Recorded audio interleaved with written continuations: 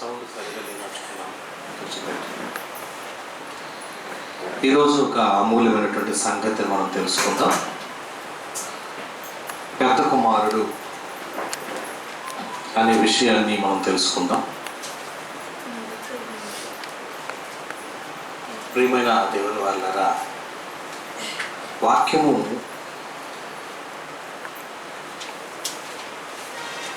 మనలో ఉంటే మన త్రోవకు వెలుగై ఉంటుంది అని దేవుని వాక్యంలో సెలవిచ్చారు. అంటే ఎవరిలో అయితే వాక్యం ఉంటుందో వారు ఒక సరైన త్రోవలో నడుస్తారని చెప్పారు. నేటి క్రైస్తవుల్లో ఉన్న మనలో కూడా చాలా మందిలో ఇంకనూ తగ్గింపు స్వభావం లేకపోవటం, ఓర్పు లేకపోవటం, సహనం లేకపోవటం, ఎందుకంటే క్షమించే గుణం లేకపోవటం మనలో కూడా ఉన్నాయి అనటానికి ఈ పాఠాన్ని మనం సాదృశ్యంగా చెప్పుకోవచ్చు. ఎందుకంటే వాక్యము మనలో ఉంటే మనము దేవునితో ఉంటాం అని అర్థం. ఎందుకో క్లారిటీ లేదన్నమాట. వాక్యం ఎవరు? యోహాను సువార్త 1వ అధ్యాయము 1వ వచనంలో మనం చదువుకుంటే ఏమంటున్నాడు? ఇంకొంచెం పెంచు. ఆదియందు వాక్యము ఉండెను, వాక్యము దేవుని యొద్ద ఉండెను. ఎవరుంటుంది? వాక్యము కూడా దేవుడు. అంటే నీలో ఏముండాలి? వాక్యం ఉండాలి. వాక్యం నీలో ఉంటే నువ్వు ఎవరిలాగా పనిచేస్తావు?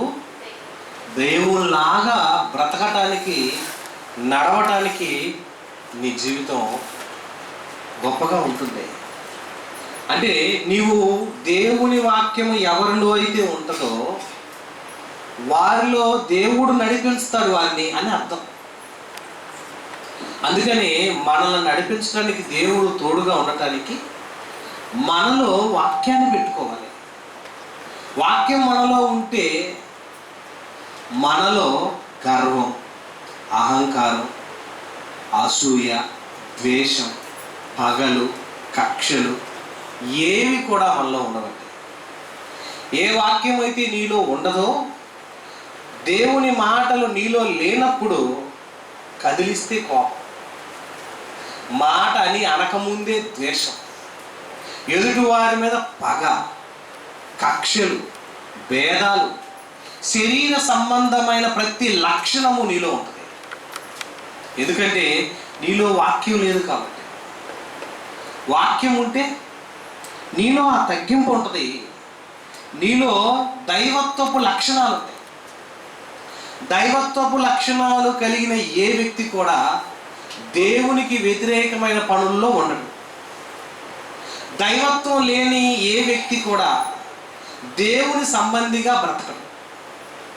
కనుక ప్రియమైన దేవుని వాళ్ళారా, మాటలు వింటున్నాము అనుకుంటే సరిపోదు, కానీ విన్న మాటలు మనలో వంట పట్టించుకుంటున్నామా? విన్న మాటలకు లోబడే జీవితం మనలో ఉందా? అలాంటి స్వభావాలు, అలాంటి లక్షణాలు లేనప్పుడు మీరు ఎంతకాలం వాక్యం విన్నా అది నిష్ప్రయోజనం. ఎంతకాలం దేవుని వాక్యం నేర్చుకున్నా అది బూడిదలో పోసిన పన్నీరు లాంటిది. భక్తి అనేది కేవలం శరీర సంబంధమైనది కాదు. భక్తి అనేది ఆత్మకు సంబంధించింది. శరీరంలో ఉన్నంతకాలం కష్టాలు, నష్టాలు, శ్రమలు, నిందలు, అవమానాలు, బాధలు ఇవి మనలో ఉన్నంతకాలం ఉంటుంది. కానీ మనిషికి తృప్తి ఏంటి అంటే ఆత్మలో నువ్వు ఆనందం పడేటువంటి ఆనందం కలిగి ఉండటమే తృప్తి. ఈ ఆత్మీయ ఆనందం ఎవరితో ఉంటుందంటే దేవునితోనే ఉంటుంది. దేవునితో నువ్వు ఉన్నప్పుడు, దేవుని కలిగి నువ్వు ఉంటున్నప్పుడు దేవునిలా ఉండటానికి ప్రయత్నిస్తావు, దేవునితో ఉండటానికి ముందుకు వెళ్తావు. కనుక ప్రియమైన దేవుని వాళ్ళారా, ఈరోజు ఒక పాఠాన్ని యేసు ప్రభువు వారు చెప్పిన ఉపమానాలలో ఒక ఉపమానాన్ని మనం తెలుసుకుందాం. ఎందుకంటే ఎన్నోసార్లు ఈ ఉపమానం మనం విన్నాం, ఎన్నోసార్లు తెలుసుకున్నాం. లూకాసు వార్త 15వ అధ్యాయం మొదటి వచనం 2వ వచనం చదివినట్లయితే, అందరూ చూడండి. లూకాసు వార్త 15వ అధ్యాయము చదువు. ఒకప్పుడు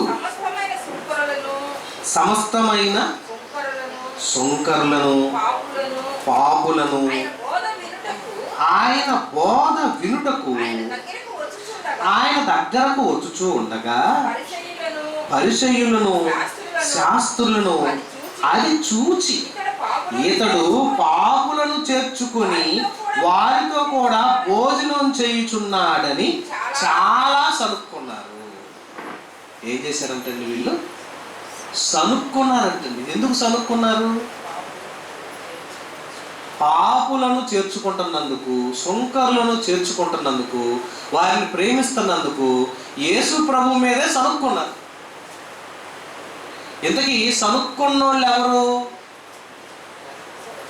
భక్తుల భక్తిహీనుల? భక్తుల భక్తిహీనుల? భక్తులే. పరిసయ్యులు అంటే ధర్మశాస్త్రాన్ని విన్నవాళ్ళే, శాస్త్రులు ధర్మశాస్త్రాన్ని వెంబడించే వాళ్ళే. వాళ్ళు కూడా పాత నిబంధన అనుకూలంగా బ్రతికే వాళ్ళే, పాత నిబంధనలో ఉన్న రూల్స్ పాటించే వాళ్ళే, వారం వారం దేవుని సన్నిధికి వెళ్ళే వాళ్ళే, ప్రతి వారం దేవుని సన్నిధిలో కనబడే వాళ్ళే, ప్రతి విశ్రాంతి దినము దేవుని సన్నిధిలో గడిపే వాళ్ళే, 10 ఆజ్ఞలను తూచా తప్పకుండా పాటిస్తున్నాం అనే వాళ్ళే. మరి వీళ్ళు భక్తులే. భక్తులైన వాళ్ళు పాపులను సుంకరులను ప్రభు యొద్దకు వస్తున్నందుకు, బోధ వింటున్నందుకు వీళ్ళు ఏమనుకుంటున్నారు?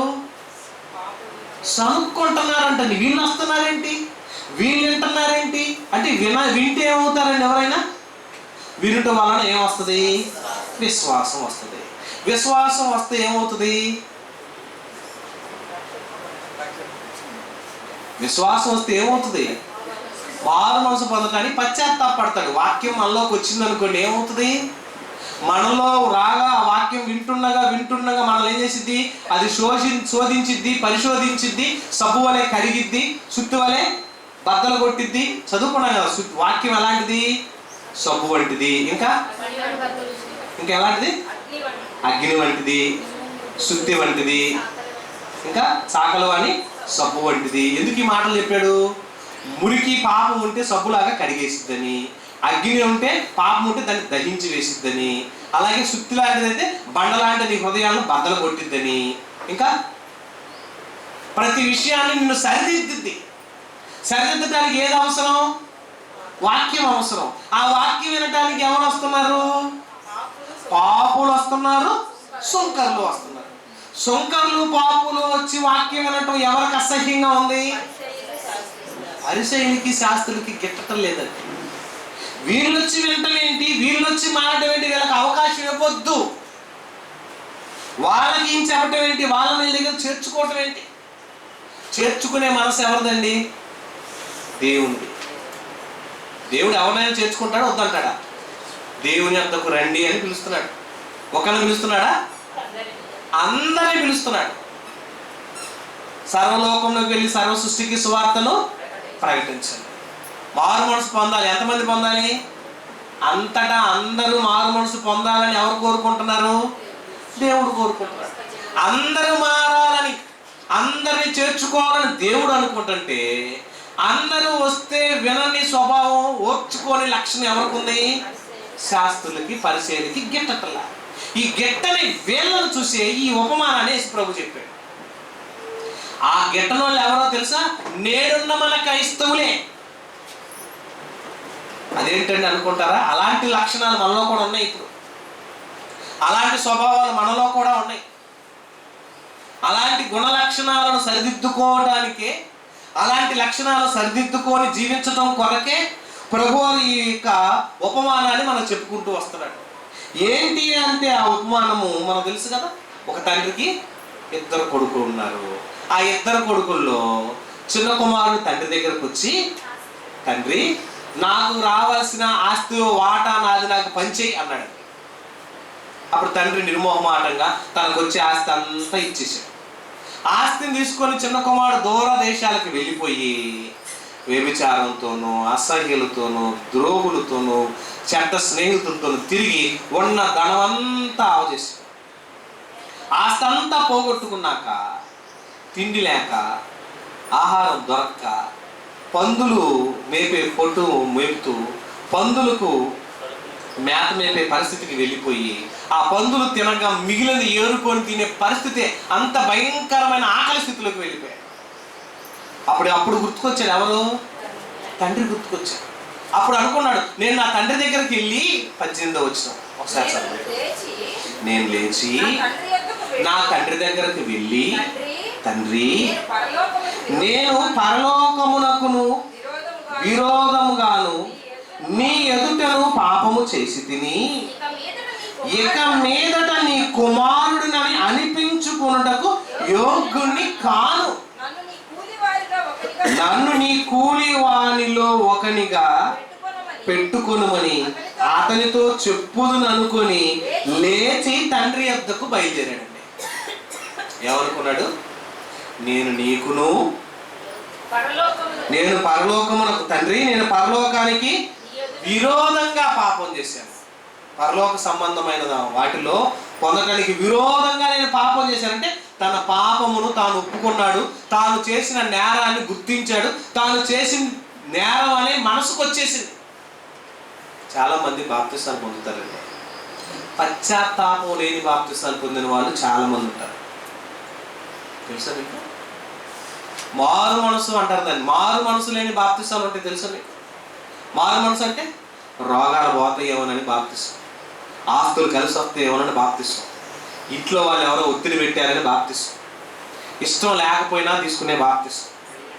చూసారు? పెళ్ళిళ్ళ కోసం తీసుకునే బాప్తిస్తాం. వీటిలో ఏముండదు? మారు మనసు ఉండదు. మారు మనసు అంటే అర్థం ఏంటి? ఈ పశ్చాత్తాపం లేని బాప్తిసాలు పొంది చాలా మంది దేవుళ్ళో ఉన్నాము అనుకుంటారు. బాప్తిసం పొందగానే నేను నీతిమంతుని, పరిశుద్ధుల జాబితాలో ఉన్నాను, నమ్మకస్తులుగా ఉన్నాను, యథార్థంగా ఉన్నాను, ఎదుగుతున్నాను అని అనుకుంటాం. కానీ మనలో ఏ మాత్రము తగ్గింపు స్వభావం కానీ, క్షమించే స్వభావం కానీ, ప్రేమించే తత్వం కానీ, ఎదుటి వాళ్ళని అర్థం చేసుకునే మనస్తత్వం కానీ, ఎదుటి వారి యొక్క బాధను మనసు పెట్టే మనస్తత్వ గుణ లక్షణాలు కానీ ఏవి ఉండవండి. ఎందుకంటే వారిలో వాక్యం లేదు. వారిలో పరిశుద్ధాత్మ చేత ఒప్పుకోలు పొందినటువంటి ఒప్పందం లేదు. ఆ ఒప్పందం లేని మనస్తత్వం కలిగిన మనుషుల మధ్య మనం ఉంటున్నామని ఈ ఉపమానాన్ని ప్రభు చెప్పాడు. ఇక్కడ తప్పిపోయిన చిన్న కుమారుడు తాను తప్పు చేశానన్న సంగతి తెలుసుకొని తిరిగి తండ్రి యొద్దకు వచ్చి ఏమన్నాడు తెలుసా? నేను తండ్రి యొద్దకు వెళ్ళి పరలోకానికి విరోధంగాను నీ ఎదుట పాపం చేసి తిని ఇక మీదట నీ కుమారుడిని అనిపించుకున్నటకు యోగ్యుని కానయ్యా. నీ కుమారుడుగా పిలిపించుకోవడానికి నేను అర్హుని కాను, నన్ను క్షమించు. నీకు అవకాశం ఉంటే నీ దగ్గర కూలివారుగా నేను కూలి చేసుకొని బ్రతుకుతానని అనుకున్నాడు అని వెళ్ళాడు. వెళ్ళి 21వ వచనంలో చూడండి. వెళ్ళి తండ్రితో అంటున్నాడు. తండ్రి దూరం నుంచి చూశాడు, కుమారుని గుర్తెరిగాడు, ఎదురుగా పరిగెత్తుకుంటూ వెళ్ళాడు. వెళ్ళి మెడ మీద ముద్దు పెట్టుకున్నాడు, కౌగిలించుకొని గట్టిగా అతన్ని చేర్చుకున్నాడు. అప్పుడు తండ్రితో చిన్న కుమారుడు అంటున్నాడు ఏమని? తండ్రి, నేను పరలోకమునకు విరోధముగాను. ఎవరు ఎదుటండి? తండ్రి ఎదుట చేశాడు పాపం? తండ్రి ఎదుట పాపం చేశాడా? ఇక్కడ తండ్రిని దేవుడితో పోల్చేశాడు. ఆ ఉపమానంలో భావం ఏంటంటే తండ్రిని ఎవరితో పోల్చాడు? దైవంతో పోల్చాడు. పోల్చి మాట అంటున్నాడు, నేను పరలోకమునకు విరోధంగాను నీ ఎదుట అంటే దేవుని ఎదుట పాపము చేసి తిని ఇక మీదట నీ కుమారుని అనిపించుటకు యోగ్యుని కాను అనగానే ఇక్కడ ఇంకా అక్కడ అంతతో కట్ చేశాడు అతని జీవితం. నేను యోగ్యుని కాను అనగానే చేశాడు. ఇక నేను కూలివాడుగా ఉంటాను, కూలి పని చేసుకుంటాను, నేను కూలివాడిగా బతుకుతానని అనలేదండి. అనిపించలా వెంటనే నోరు మూసేసాడేమో కానీ ఆపే, నేను ఉన్నా కదా, నేను చూసుకుంటా కదా.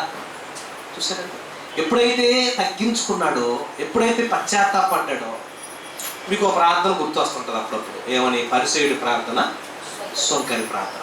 పరిసయ్యుడు భక్తుడే, సొంకరి పాపాత్ముడు. పాపాత్ముడైనటువంటి సుంకరి ప్రార్థన కంటే పరిసయ్యుడి ప్రార్థన ఎలా ఉంటుంది? పరిసయ్యుడు ఏమంటాడు తెలుసండి?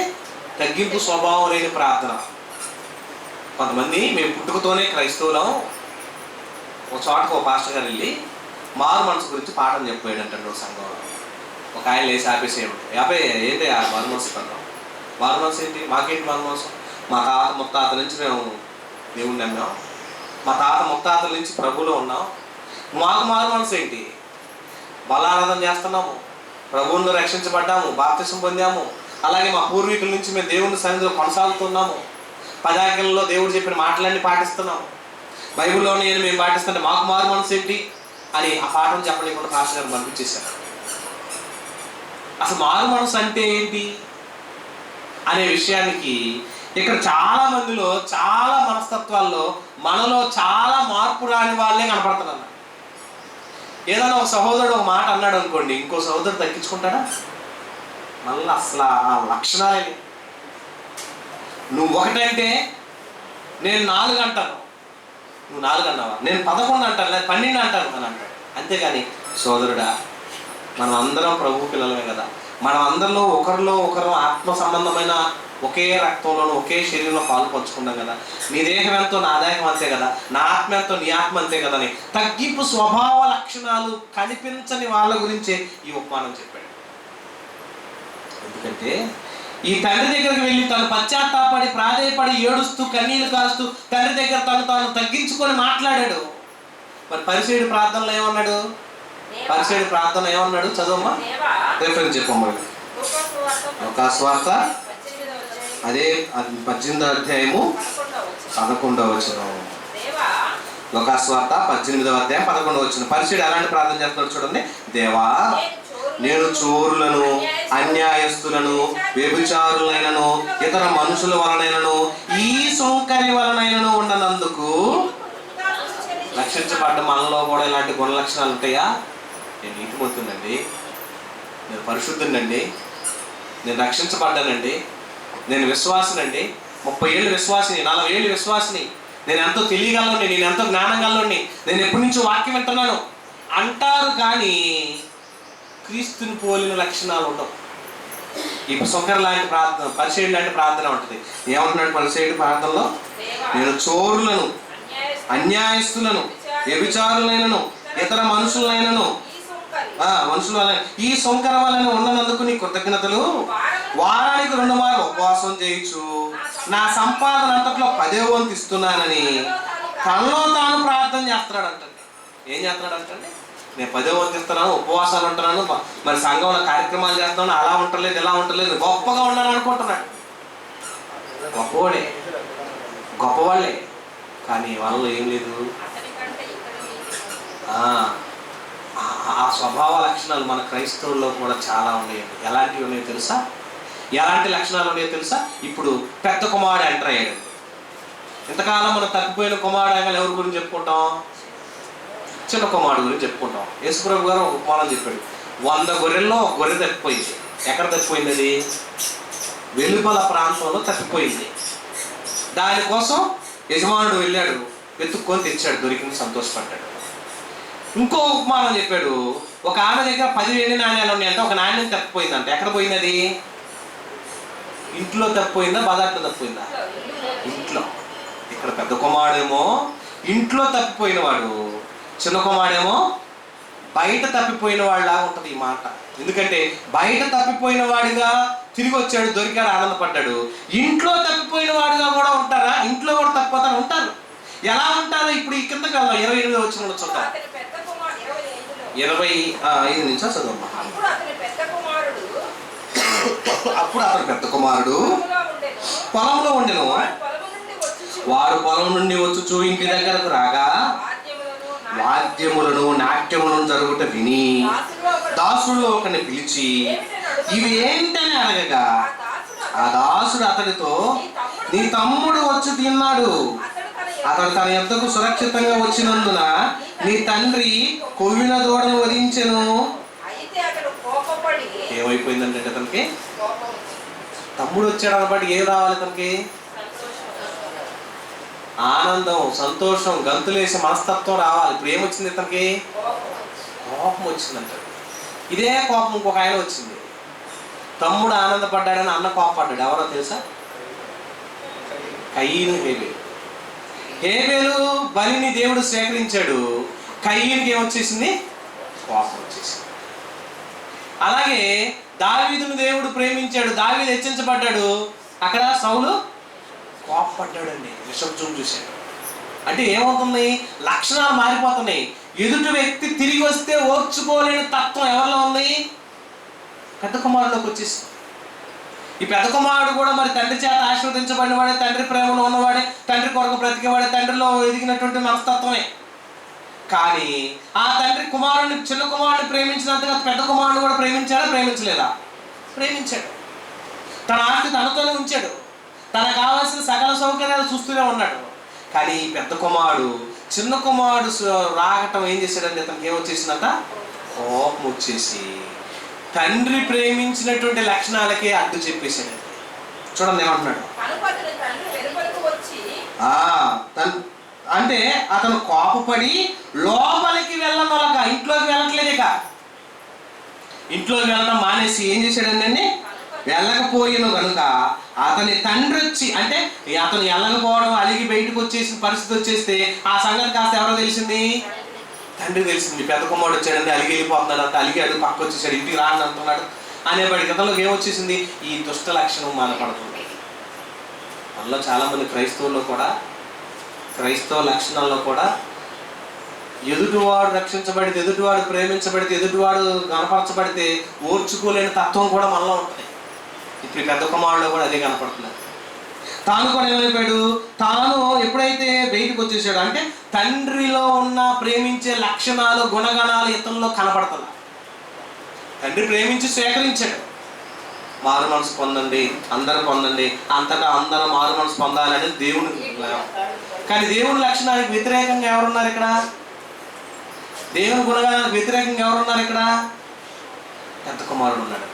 తండ్రి ప్రేమించాడు కానీ కుమారుడు ప్రేమించలేకపోతున్నాడు. తండ్రి స్వీకరించాడు కానీ కుమారుడు అంగీకరించలేకపోతున్నాడు. తండ్రి తను చేర్చుకున్నాడు కానీ కుమారుడు చేర్చుకోలేకపోతున్నాడు.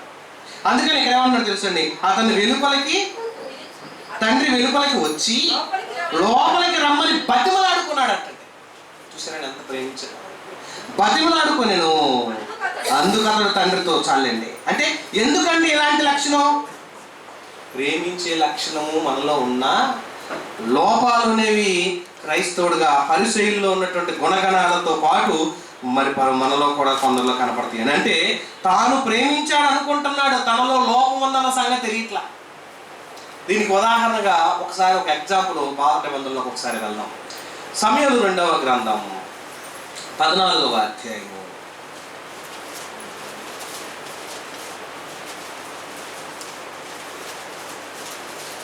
సమూయేలు 2వ గ్రంథం 14వ అధ్యాయము 32వ వచనంలోకి వెళ్దాం. అబ్షాలోము ఎవరండి? దావీదు కుమారుడు. నీతిమంతుడా? చెప్పగలరా? అబ్షాలోముని నీతిమంతుడికి ఎంచొచ్చా? ఆల్రెడీ సహోదరుడు చంపేశాడు, నరహంతకుడు. అబ్షాలోము సహోదరుని చంపేశాడు. చంపేసిన నరహంతకుడు అయి ఉండి అక్కడ ఏమని అడుగుతున్నాడో చూడండి. యోవాబుతో ఇట్లనెను, ఏమని? గెషూరు నుండి నేను వచ్చిన ఫలమేమి? నేను అచ్చటనే ఉండుట మేలని నీ ద్వారా రాజుతో చెప్పుటకైనను రాజు వద్దకు నిన్ను పంపవలనని నేను నిన్ను పిలిపించి తిని రాజదర్శనము నేను చేయవలను. నా యందు దోషము కనబడిన యెడల రాజు నాకు మరణశిక్ష విధించవచ్చును. ఆల్రెడీ సహోదరుని చంపేసిన స్వభావంతో నాలో దోషం ఉంటే నన్ను చంపేమో నన్ను అంటూ మాట్లాడుతున్నాడు. ఏమంటే ఇప్పుడు పెద్ద కుమారుణ్ణి మనం నీతిమంతుడిగా ఎంచొచ్చా, ఎంచకూడదా? యోహాను మొదటి పత్రిక 3వ అధ్యాయం చూద్దాం. యోహాను మొదటి పత్రిక 3వ అధ్యాయము 15వ వచనం చదవండి. తన సహోదరుణ్ణి ద్వేషించువాడు నరహంతకుడు. ఏమంటే పెద్ద కుమారుడు ఇప్పుడు ఆ తమ్ముడిని స్వీకరిస్తున్నాడా, ద్వేషిస్తున్నాడా? మరి ద్వేషిస్తే ఎలాంటిది వాడితో సమానం అన్నాడు? నరహంతకుడితో సమానం. తప్పిపోయిన కుమారుడు కాదు, కుమారులు అనుకోవాలేమో ఇప్పుడు మనం. తప్పిపోయిన కుమారుడు బయట తప్పిపోయాడు, గొర్రెపిల్లలాగా చిన్న కుమారుడు. కానీ ఇంట తప్పిపోయాడు ఎవరు? నాణ్యంలాగా పెద్ద కుమారుడు అండి. అంటే స్వభావాలు, లక్షణాలు, గుణగణాలు మనలో కూడా ఇలాంటివి ఉంటాయా? చాలా మందిలో ఉంటాయండి. ఎలాంటివో తెలుసా? మారు మనసు లేని తత్వం, పశ్చాత్తాపం లేని తత్వం. మారు మనసు ఉందని అనుకుంటారు కానీ మారు మనసు పొందని లక్షణాలు. ఇంగ్లాండ్ నుంచి అమెరికాకి ఒక దైవజనుడు బయలుదేరారు. కొన్ని మీకు మనం ఒకసారి చెప్పాను. కొంతమంది భక్తుల జీవిత చరిత్రలు చదివితే వాళ్ళ జీవిత చరిత్రలో వాళ్ళు ఎంత కష్టపడ్డారో, ఏం చేశారో అర్థమవుతుంది మనకు కూడా. ఇంగ్లాండ్లో ఉన్న దైవజనుడు, అతని పేరు జాన్ వెస్లీ అంటారు. ఇప్పుడున్న వాళ్ళు కాదులేండి, పూర్వకాలంలో. ఆ జాన్ వెస్లీ గారు అమెరికాలో ఉన్న పెద్ద మీటింగ్కి అతన్ని ఆహ్వానించారు. ఫ్లైట్లో బయలుదేరాడు, వెళ్ళాడు. వెళ్ళిన తర్వాత అక్కడ ఒక మిషనరీ గారు ఈ పెద్ద దైవజనుడు వస్తున్నాడని తన కారు సొంతగా తీసుకువెళ్ళి ఇతను ఫ్లైట్లోంచి దింపుకున్న తర్వాత ఫ్లైట్ ఆ కారు ఎక్కించుకున్నాడు. సార్ రండి సార్ మీటింగ్ అని. ఈ జాన్ వెస్లీ గారు ఎక్కాడు, కూర్చున్నాడు. ఈ మిషనరీ గారు కారు దోవతలా వెళ్తున్నాడు. కొంచెం దూరం వెళ్ళాక ఈ జాన్ వెస్లీ గారితో ఈ మిషనరీ గారు ఒక ప్రశ్న వేశాడు. సార్ మీరు మారు మనసు పొందారా అన్నాడు. ఆయనకి ఎలా ఉంటుందండి? ఆయన పెద్ద సభకు వచ్చాడు వాక్యం చెప్పడానికి. ఈయన చిన్న ప్రశ్న వేసాడు, మీరు మారు మనసు పొందారా అన్నమాట. ఆయన నవ్వి, ఏంటైనా నేను ఎవరు అనుకున్నావు అన్నాడంట. మీకు నాకు తెలుసండి, మీరు ఎంత గొప్ప బోధకులు, ఎంత గొప్ప దైవజనులు, ఎంత గొప్ప యోధులు నాకు తెలుసు. మీరు మారు మనసు పొందారా అన్నాడంట. నేను ఈ ప్రాంతానికి ఎందుకు వచ్చానో, నేను ఎంతమందికి వాక్యం చెప్పానో, ఎంతమందికి బాప్తిసాలు ఇచ్చానో, ఎన్ని లక్షల మందికి సువార్త ప్రకటించానో తెలుసా అన్నాడంట. అవునండి మంచిదే, మీరు మారు మనసు పొందారా అన్నాడంట. ఆ మాటకి ఆయనకి సమాధానం చెప్పలేకపోయాడంటండి. ఆయన పుస్తకం చదివితే మీకు అర్థమైంది. ఆయన సమాధానం లేక ఏం చెప్పాలి అర్థం కాక ఆ మీటింగ్కి వెళ్ళి మీటింగ్ క్యాన్సిల్ చేసుకొని నెక్స్ట్ డే రిటర్న్ బయలుదేరి ఇంగ్లాండ్ వెళ్ళిపోయి 15 రోజులు దేవుని సందులో కూర్చొని ఏడ్చేయడంటే, ఏంటంటే నన్ను ఎంత ప్రశ్న వేశాడు, నన్ను మాట నన్ను నేనేం సమాధానం చెప్పలేకపోయేదేంటి, నేను ఎందుకు ఇలా చేశాను, నేను ఎందుకు ఇలా చెప్పాను. ఎంతోమంది మారు మనసు పొందండి, పశ్చాత్తాపడి పాఠాలు చెప్పినోడిని, వాక్యం చెప్పినోడిని నన్ను ఈ ప్రశ్న వేశాను, నిజంగా నాలో ఈ ఆన్సర్ లేదేంటి అని ఏడ్చాడంట. నిజంగా అండి, మనం వాక్యం వింటున్నాము, నేర్చుకుంటున్నాం, వాక్యంలో ఉన్నాం అనుకుంటున్నాం, కానీ పశ్చాత్తాపం లేని, మారు మనసు లేని, మరి మార్పు లేనటువంటి మనిషిగానే మనలో చాలా మంది ఉండిపోతున్నారు.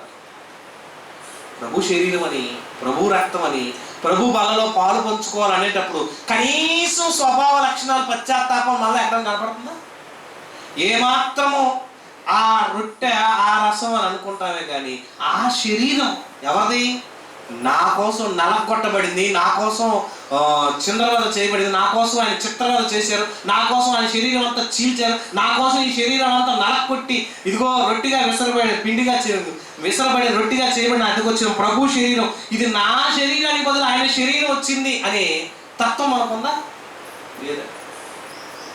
లక్షణాలు మనలో ఉంటాయి. పెద్ద కుమారుడు లాంటి స్వభావం, పెద్ద కుమారుడు లాంటి స్వభావం ఏంది? పరిసయ్యుడి స్వభావాన్ని పోల్చి చెప్పాడండి ఉపమానాన్ని. పరిసయ్యుల స్వభావాన్ని కలుపుతూ ఈ ఉపమానాన్ని చెప్పాడు. పరిసయ్యుడిగా ఉన్న భక్తి తత్వంలోనే ఉండిపోయాడు పెద్ద కుమారుడు అని. శాస్త్రులుగానే ఉన్న తత్వంలోనే ఉండిపోయాడు, పశ్చాత్తాపం లేని స్థితిలో ఉన్నాడు. సుంకరులాగా, పాపుల్లాగా మారు మనసు పొందే పరిస్థితిలో కానీ ప్రభు వైపు కన్నులెత్తి చూడలేని స్వభావంలో ఉన్నానయ్యా, నన్ను తగ్గింపు స్వభావంలో ఉన్నాను, తగ్గింపు లేని స్వభావంలో ఉన్న పెద్ద కుమారుని చూపించాడండి ప్రభు. అలాంటి స్వభావాలు, అలాంటి లక్షణాలు కూడా మనలో ఉన్నాయేమో, అలాంటి గుణ లక్షణాలు మనలో ఉన్నాయేమోనని. ఎందుకంటే చాలామంది ప్రాణాలు పోతాయి అంటే పశ్చాత్తాపడేవాళ్ళు ఉంటారు తెలుసా? బైబిల్లో ఒక ఆయన ఉన్నాడని, ప్రాణాలు తెస్తాడని బట్టి పశ్చాత్తాపడ్డాడు. ఎవరో తెలుసా? ఎవరో కాదు. రాజుల మొదటి గ్రంథం, రాజుల మొదటి గ్రంథం 21వ అధ్యాయం. రాజుల మొదటి గ్రంథం 21వ అధ్యాయము 27వ వచనం చదవండి. ఎవరండి? ఆహాబు అనే రాజు మీకు తెలుసు కదా. ఎందుకోసం అతన్ని దేవుడు శిక్షించాలనుకున్నాడు?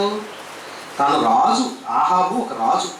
రాజు అయి ఉన్నటువంటి ఆహాబు రాజుగా ఉన్నటువంటి జీవిత కాలంలో తాను ఒక 2 ఎకరాల ద్రాక్ష తోట ఉన్నటువంటి నాబోతు మీద పగబట్టాడు. అడిగాడు, ఇవ్వలేదు. ఎవరందుకు ఏం చేశాడు?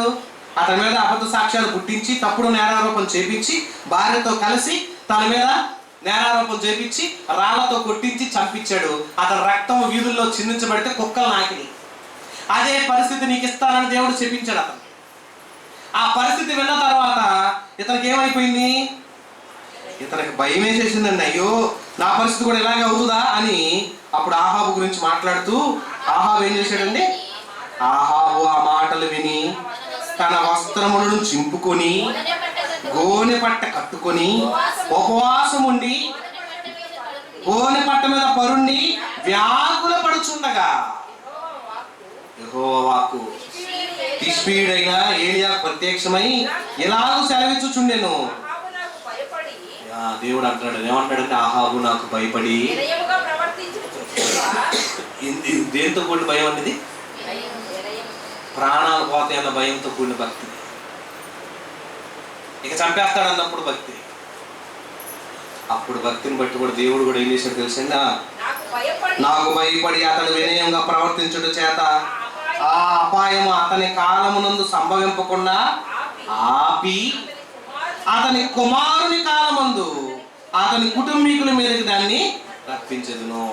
శిక్షణ పోస్ట్ పోన్ చేశాడు, కానీ శిక్ష ఆపలేదు. శిక్షణ ఏం చేశాడు? పోస్ట్ పోన్ చేశాడు, కానీ శిక్ష ఆపలేదు. కొందరు పశ్చాత్తాపం ఇలాగే ఉంటుంది. కొందరు ప్రాణాల మీదకి వస్తే ప్రభుని అంటారు, ప్రాణాల మీదకి వస్తే కానీ ప్రభు గుర్తురాడు. ఇక చచ్చిపోతాం అనుకుంటే దేవుని నమ్ముతాం అంటారు. ఇక నా వల్ల కాదు, ఇక మన వల్ల కాదు అనుకున్నప్పుడు దేవుని నమ్ముతారు.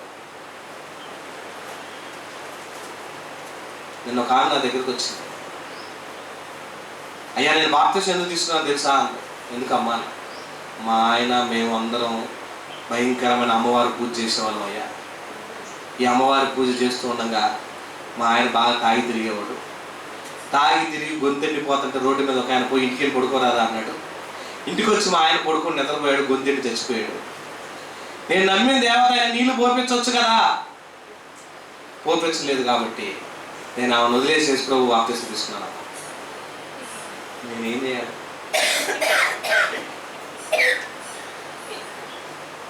ఆమె రక్షించలేదని ప్రభువు అందుకు మేము వచ్చేసామని అంటుందండి. అంతేగాని మేము ఎప్పుడు విగ్రహారాధన చేసేవాళ్ళం, అమ్మవారిని పూజించేవాళ్ళం అయ్యా. అప్పుడు నేను చేసి ప్రభులోకి వచ్చాను. అది అసలు నమ్మదగ్గమైనటువంటి విశ్వాసం కదా. ఆరాధన సరిగా రాదు మళ్ళప్పుడు కూడా, మనలో సరిగా చెయ్యి దేవుళ్ళో ఉండదు. ఎందుకు? ఆవేశంతో తీసుకున్న బాప్తిసం అది. వేరే దేవత మీద ఉన్న కోపంతో తీసుకున్న బాప్తిసం తప్ప భక్తితోనూ పశ్చాత్తాపంతోనూ మారు మనసుతోనూ దేవుని సందులో వాక్యం విని తాను తెలుసుకొని తాను పశ్చాత్తాపడి నేను పాపిని గుర్తించాను, నేను మా పాత్మని ఎరిగాను. బాప్తిసం పొందే వాళ్ళు అందుకే అడుగుతారు అప్పుడప్పుడు ప్రశ్న వేస్తాం, ఏమని? మీరు మారు మనసు పొందారా? పశ్చాత్తాపడ్డారా? ప్రభు నన్ను రక్షించబడ్డారా? ప్రభు నేను రక్షించగలనని నమ్ముతున్నారా? మీరు ప్రభు ద్వారా రక్షించబడటానికి ఆయన నేను రక్షించగలరని, ఆయన ద్వారా మరి బాప్తిసం పొందితే నీతిమంతుల జాబితాలు చేరతానని, మీ పాపాలన్నీ మీరు పాపులని పాపాత్ములని గుర్తించారని అడుగుతుంటే అవును అవును అవును అంటారు. ఎంతవరకు నిజం? ఎంతవరకు నిజం? పశ్చాత్తాపంతో కూడిన బాప్తిసం పొందితే మారు మనసు పొందిన వాడిగా ఉంటాం. అవసరాల కోసమో, అక్కర్ల కోసమో, ఎదుటి వాళ్ళ కోసమో, లేకపోతే లోకంలో ఉన్నవారి కోసం రక్షించబడితే ఈ పెద్ద కుమారులాగా ఉండిపోతాం. తండ్రి దేవాది దేవుడు కోరుకుంటే భక్తుడిగా మనం కోరుకోవాలా? దాన్ని ప్రేమించాలా? వద్దా? తిరస్కరించాలండి? దేవుడు ప్రేమిస్తే మనం ప్రేమించాల్సిందే కదా. దేవుడు చేర్చుకుంటే దేవుడిలాగా చూసుకున్నాడు తండ్రిని, తండ్రి చేర్చుకున్నాడు, కానీ కుమారుడు అంగీకరించలేకపోతున్నాడు. తండ్రి అతన్ని చేర్చుకున్నాడు, మారు మనసు పొందాడని, కానీ కుమారుడు అంగీకరించలేకపోతున్నాడు. చూసారండి, చాలా మంది భక్తుల్లో కూడా ఇలాంటి లోపాలే ఉన్నాయండి. చాలా మంది భక్తుల్లో కూడా ఎలాంటి స్వభావాలు ఉన్నాయి. ఎదుటివాడి మనసును నొప్పించడం కూడా పాపమే అంటున్నాడు బైబిల్లో. కొరింథీ మొదటి పత్రిక 8వ అధ్యాయము 12వ వచనం చూడండి ఏమంటున్నాడు. ఇక్కడ విగ్రహారాధన గురించినటువంటి మాట మాట్లాడుతూ దాని గురించి చెబుతూ కొరింథీ రాసిన మొదటి పత్రిక 8వ అధ్యాయం 12వ వచనం, ఈ నా సహోదరులకు ఈలాగు సహోదరులకు విరోధంగా పాపము చేయటం వలనను వారి బలహీనమైన మనస్సాక్షిని నొప్పించుట వలనను మీరు క్రీస్తుకు విరోధంగా పాపం చేయవారవుదురు. చూసారండి, అది కూడా పాపమేనా? పాపమే. అంటే ఎదుటి వాడిని, వాడి అంతరంగాన్ని, వాడి భక్తిలో లేకుండా విన్న విశ్వాసాన్ని స్థిరపరిచే మనస్తత్వాన్ని చెడగొట్టే మనస్తత్వం స్వభావం చేసిన, మరి తిరస్కార స్వభావంతో మాట్లాడిన అది కూడా పాపమే అంటున్నాడు. పాపం అనడానికి ఏదో నేరం చేస్తేనే పాపం కాదు. ఒక భక్తుడు భక్తి జీవితంలో కొనసాగేవాడిని, వాడిని లెక్కలేని స్వభావంతో మనం మాట్లాడినా, వాడి మనసుకు నొప్పించి గాయమైపోయినా, వాడు దేవుడికి దూరమయ్యే పరిస్థితి వస్తే అది కూడా నువ్వు చేసింది పాపమే. అందుకని పెద్ద కుమారుడు విషయంలో తండ్రి బతిమలాడుకున్నాడు అంటాడు, అయ్యా వద్దయ్యా, అలా ఉండొద్దు, ప్రేమించు, లోబడు, నేను తమ్ముడు చేర్చుకున్నాను, నువ్వు కూడా ప్రేమతో స్వీకరించే స్వభావంలో రా. స్వభావంలో లేదు కాబట్టి పరిచర్య గురించి నీ ఉపమానం చెప్పాడండి. పరిచర్యలు సేకరించలేదు ఇక్కడ, శాస్త్రులు సేకరించలేదు ఇక్కడ, పాపులు చేర్చబడ్డారు, సుంకర్లు చేర్చబడ్డారు. ఆయన బోధ వినుట ఆశ్చర్యపడి దేవుని కొరకు నిలబడ్డారు, దేవుళ్ళు మారు మనసు పొందడానికి సిద్ధపడ్డారు. వాళ్ళు మారు మనసు వచ్చింది, పశ్చాత్తాపం వచ్చింది. కానీ ముందుగానే మారు మనసు పొందిన వేళల్లో ఆ పశ్చాత్తాపం లేదు. అందుకే లోకాసువార్త 24:47 ఒక మాట అంటాడండి. లోకాసువార్త 24:47 ఏమంటాడు తెలుసా? ఇక్కడ అంటాడు, యెరూషలేము మొదలుకొని, చూసారండి ఎక్కడెక్కడ గురించి చెప్తున్నాడు తెలుసా? ఈ యెరూషలేము మొదలుకొని సమస్త జనములలో ఆయన పేరట మారు మనస్సును పాప క్షమాపణయు. చూసారండి, ఆయన పేరట సమస్త జనులలో చూసారండి ఎంత మంచి మాట అన్నాడు. సమస్త జనులలో మారు మనసు రావాలని ఆయన పేరట సమస్త జనులలో మారు మనసు పాప క్షమాపణయు ప్రకటింపబడిననియో లేఖనముల్లో రాయబడిననియో. చాలండి, రాయబడి అంటే అందరూ మారు మనసు పొందాలనేది దేవుడు కోరుకున్నాడు. మరి పెద్ద కుమారుడు ఆ స్వభావ లక్షణాలు కనపడలేదు. అలాంటి తత్వం, అలాంటి లక్షణాలు మనలో ఉండేమో. ప్రభు మన కోసం త్యాగం చేశాడండి. నేను కొట్టడం పోతే ఆయన పుట్టపడ్డాడు. ఒక చిన్న విషయం జరిగింది. 2 అన్నదమ్ములు ఉన్నారు, ఇద్దరు స్కూల్కి వెళ్తున్నారంట. ఒక పెద్ద ఆయన వాళ్ళిద్దరం చూస్తున్నాడు. చిన్న కొడుకు చిన్నవాడు తమ్ముడు అన్న బ్యాగ్ కూడా మోస్తున్నాడు. తమ్ముడు బ్యాగ్ మోస్తున్నాడు, అన్న బ్యాగ్ మోస్తున్నాడు. అన్నకి ఏమైంది అని అడిగితే, అన్న ఒక కాలు మామూలు, ఒక కాలు చెక్క కాలు కుంటుకుంటూ వెళ్తున్నాడు. తమ్ముడు 2 బ్యాగులు మోస్తుంటే తమ్ముడిని అడిగాడంటే, ఏమైంది నాన్న మీ వాడికి అన్నాడు.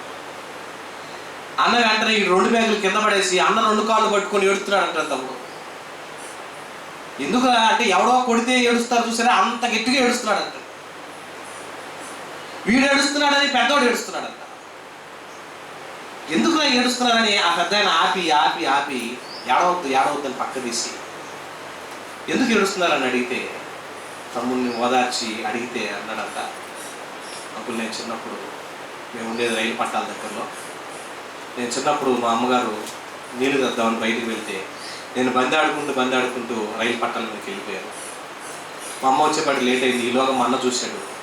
అన్న చూసి ట్రైన్ వస్తుందని తెలిసి నన్ను ఎత్తుకొని ఎగిరి దూకాడు. దూకే లోపే నా అన్న కాలుని పట్టాల మీద ఎక్కేసిన ట్రైన్. నా మూలంగా మా అన్న కాలు పోయింది అని ఏడుస్తూ మొదలుపెట్టాడు. అంటే అన్న కాలు పోవటానికి కారణం ఎవరు? నేనేను.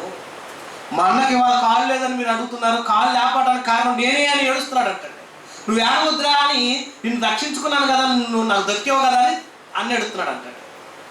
వీళ్ళిద్దరు సిచ్యువేషన్స్ ఆలోచిస్తే, తమ్ముడు కొరకు ప్రాణాలు తెగించి కాలు పోయినా పర్వాలేదు తమ్ముడిని రక్షించుకున్నాడు, అన్న ఆనందపడుతున్నాడు. అన్న నా కోసం కాలు బాగొట్టున్నాడని తమ్ముడు ఏడుస్తున్నాడు. లోకంలో ఉన్న అన్నదమ్ముడు ప్రేమ ఎంతుంటే పరలోకమందున్న దేవుడు నువ్వు తప్పిపోకూడదని నీ కోసం తన కుమారుని ఈ లోకాన్ని పంపించి నిన్ను కొట్టడం మొదలు ఆయన దెబ్బలు తిని, నిన్ను చంపడం మొదలు ఆయన చంపించి, నిన్ను భయంకరమైన చిత్రవదలు చేయకుండా ఆయన చిత్రవదలు చేయించబడి ఆయన శరీరము రక్తము రొట్టిగా ఇదిగో రసముగా మన మధ్యకు తీసుకొస్తే, ఆయన రక్తాన్ని మన మధ్యకు, ఆయన శరీరాన్ని మన మధ్యకు తీసుకొస్తే ఆ శరీర స్థానంలో మంద ఉండాలి, ఆ రక్తం స్థానంలో మంద ఉండాలి. మనకు బదులుగా ఆయన తీసుకొస్తే ఆయన శరీరం రక్తం తీసుకుని మనలో ఏ మాత్రం పశ్చాత్తాపం ఉండాలి.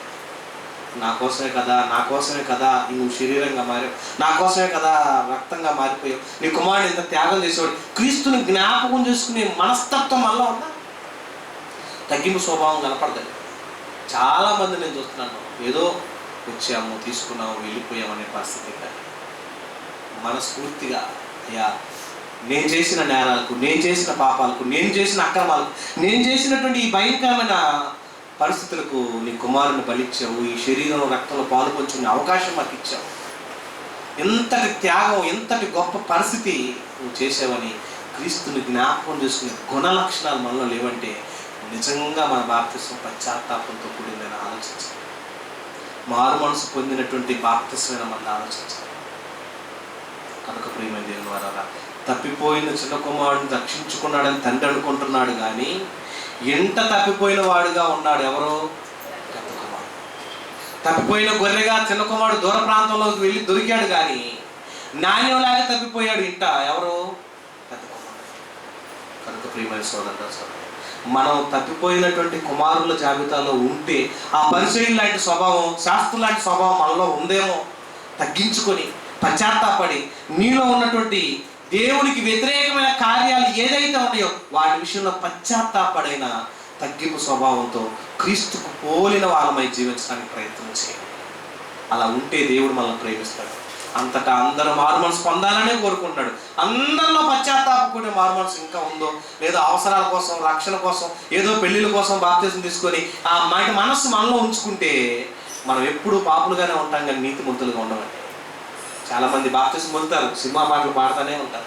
కొంతమంది చాలామంది బాప్తిసం పొందుతారు, సెల్లో సినిమా పాటలు చూస్తూనే ఉంటారు. కొంతమంది బాప్తిసం పొందుతారు, ఇంకా బూతులు తిడుతూనే ఉంటారు. కొంతమంది బాప్తిసం పొందుతారు, ఇంకా అందరూ అవమానపరుస్తూనే ఉంటారు.